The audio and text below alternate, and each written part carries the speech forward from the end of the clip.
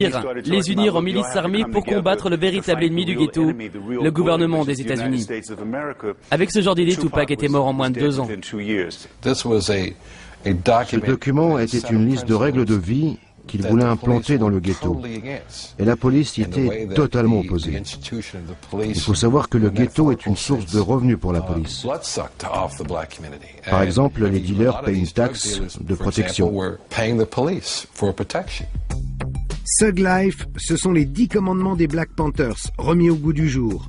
Une renaissance des Black Panthers? Ce n'est pas du tout du goût du pouvoir. Vraiment pas. Le maire tout-puissant de New York, Rudy Giuliani, sort alors de son rôle d'élu. Le maire Giuliani exigeait publiquement la peine maximum, même si Tupac n'a été trouvé coupable que pour des faits mineurs. Sur 9 chefs d'accusation, seuls 2, les plus mineurs, seront retenus contre lui, attouchement au visage et aux fesses de la jeune femme. C'était un maire élu grâce à la police.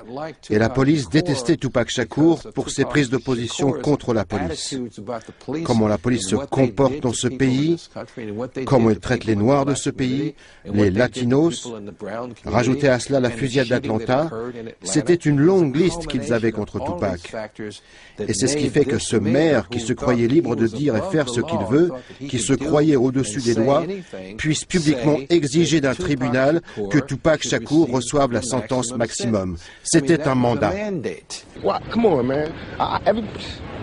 This is all about my image. Has nothing to do with me. This is all about my image. It's like MTV, all the papers, they building me up. Now they destroying me on the same image that they perpetuate. C'est alors que la veille de la délibération, le 30 novembre 1994, Tupac est attaqué par 3 braqueurs notoires de Brooklyn. 5 coups de feu retentissent dans le hall de Quad Studio à New York. Tupac, qui était venu enregistrer avec le producteur Jimmy Henchman, est blessé. Puff Daddy et Biggie sont à l'étage au-dessus, dans le studio voisin. Il était persuadé que Biggie et Puff Daddy lui avaient tendu un guet-apens. Juste après s'être fait tirer dessus, il est arrivé à monter là-haut dans le studio et a dit aux personnes présentes « Je sais que vous m'avez piégé, je ne l'oublierai jamais ». Ce n'est pas quelque chose qui lui est venu à l'esprit le lendemain ou une semaine après ou un an plus tard. Il savait tout de suite. Il avait reconnu les types qui étaient dans le hall et avec qui ils étaient de mèche. Il était persuadé que c'était un guet-apens. Les 3 agresseurs attendaient dans le hall.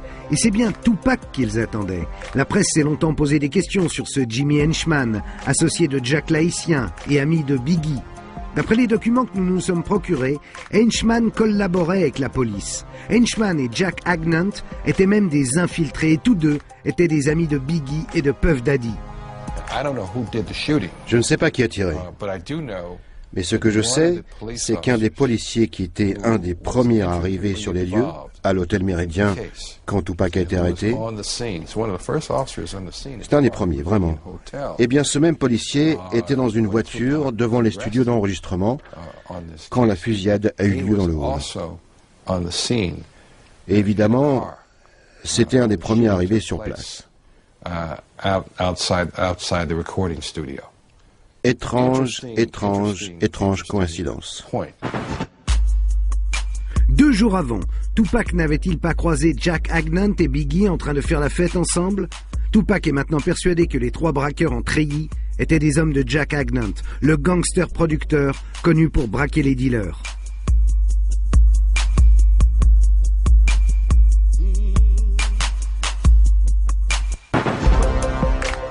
Au lendemain de la fusillade, c'est le délibéré de son procès pour viol.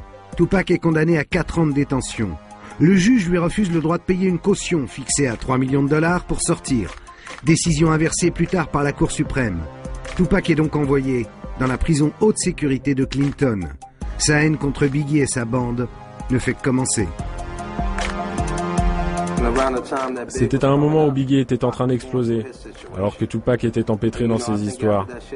Après ce qui s'est passé, Pac vivait des moments très durs, le mec s'est fait condamner pour viol, il a pris 5 balles, et au même moment,